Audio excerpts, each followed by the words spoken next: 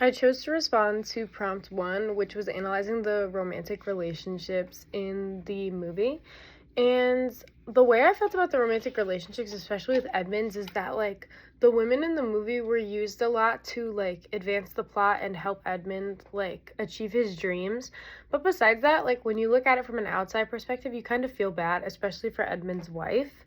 Edmund's wife is very committed to taking care of the kids and kind of holding the house down, while Edmund goes to Jean and like writes her love letters and spends a lot of time divulged in his work in order to make it successful.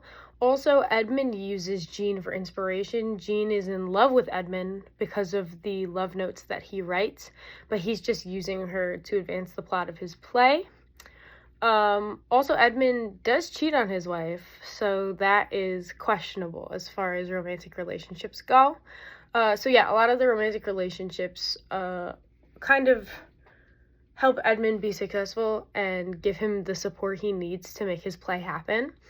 As far as Leo and Jean, that one is kind of a little bit more pure, I think, because at the end of the day, they do end up together in like a kind of more sincere way.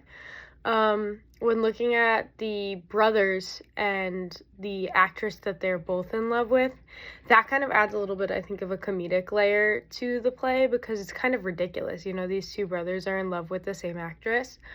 And I think that comedic layer is what makes the play so well liked for the French people because it's fun.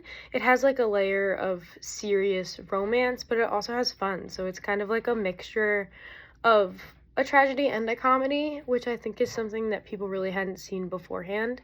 So yeah, I think the people of France kind of love this play because it's one of a kind. It was kind of its own original idea at that point. It was something new and fresh for them to enjoy.